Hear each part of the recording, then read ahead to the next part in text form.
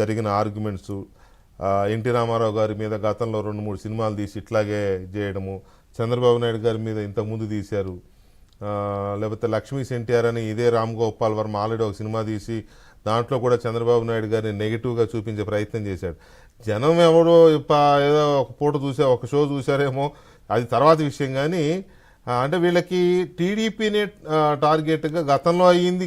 కృష్ణ గారు తీశారు, కొంతమంది డైరెక్టర్లు తీశారు గతంలో కూడా, విజయ్ చంద్ర గారు కూడా తీసినట్టున్నాడు సబ్జెక్ట్ టు కరెక్షన్. ఇప్పుడు ఈయన దీన్ని ఎలా చూడాలి మనం? మీ మీ అబ్జర్వేషన్స్ ఏంటి? అంటే గతంలో కూడా ఇట్లాంటి ఎన్టీ రామారావు గారు ఉన్నప్పుడు నా పిలిపే ప్రభంజనం అని ఇట్లాంటివి కొన్ని తీశారండి. కాకపోతే ఏంటంటే అవి పెద్దగా ప్రజాదరణ పొందకపోవడంతో దాని మీద సీరియస్ గా దృష్టి పెట్టాల టీడీపీ.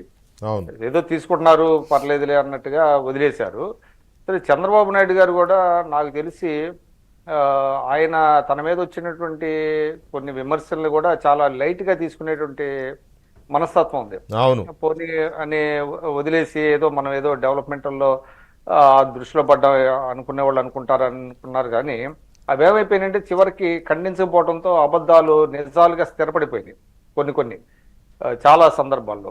ఆ విధంగా ఇవాళ ఇప్పుడు ఆయన ఎప్పుడైతే లక్ష్మీ ఎన్టీఆర్ ఇవన్నీ కూడా తీసినప్పుడు కొంత దాని మీద తెలుగుదేశం కూడా దృష్టి పెట్టుంటే బాగుండేది. ఎట్లాగా కంటైన్ చేయాలి, కట్టేలు చేయాలి అనే దాని మీద. ఆయన ఏమంటాడంటే, నేను పొద్దున కూడా ఒక డిబేట్ చూస్తున్నా, ఆర్టికల్ 19 ఉటంకిస్తున్నాడు రామ్ గోపాల్ వర్మ. అంటే నాకు స్వేచ్ఛ ఉన్నది, అంటే రాజ్యాంగం ప్రసాదించినటువంటి స్వేచ్ఛ, భావ ప్రకటన స్వేచ్ఛ ఉంది, ఆ భావ ప్రకటన స్వేచ్ఛ ప్రకారం నేను ఏదైనా చేయొచ్చు అని వినిపిస్తున్నాడు. జిఎస్టీ లాంటి బూత్ సినిమా తీసి చూపించే స్వేచ్ఛ కూడా ఉంటుంది ఆయనకి, ఉంటుందని చెప్తున్నాడు. కానీ ఆ స్వేచ్ఛ ఎవరు, ఇందాక మీరు కరెక్ట్ గా అన్నట్టుగా ఇంగ్లీష్ లో ఒక సామెత ఉంది, your freedom ends where my nose begins అంటారు. కరెక్ట్, అది మన కాన్స్టిట్యూషన్ లో ఉంది, అది ఉన్నది.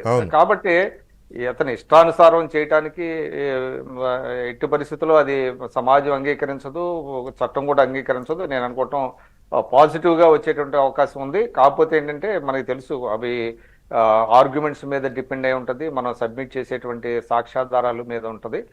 కనుక అంటే ముందుగానే మీరు దాని మీద నెగిటివ్ గా ఉంది అని ఎట్లాగా వస్తారు కన్క్లూజన్, కానీ ఏమైనా కోర్టు వారంటే ఏమైనా రిలీజ్ అవుద్దాం. కానీ అదర్వైజ్ నేను అనుకోవటం రిలీజ్ అయిన తర్వాత కూడా కోర్టుకి వెళ్ళే అవకాశం కూడా ఉంటుందండి.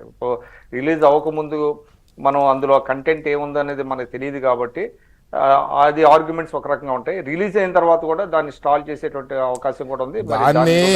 కాదు విక్రమ్ గారు, రిలీజ్ అయిన తర్వాత కూడా కోర్టుకు వెళ్ళే అవకాశం ఎలాగో ఉంటుంది. కానీ అసలు కోర్టుకు వెళ్ళే టైం లేకుండానే సినిమా ఇంటికి వెళ్ళిపోద్ది కదండి. ఎన్ని చూడలేదు మనం, వెళ్ళిపోతుంది.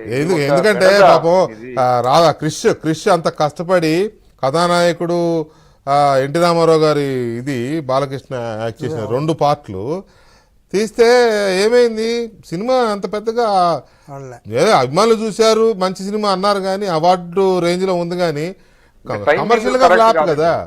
అది టైమింగ్ కరెక్ట్ కదా. ఇప్పుడు ఈయన తీసిన లక్ష్మీ ఎన్టీఆర్ ఏమైంది, ఎవరు చూడలా థియేటర్స్ లో, ఓటీటీలో వచ్చినాక పుక్కట్లో వస్తుందని చూశారు కొంతమంది, అంతే.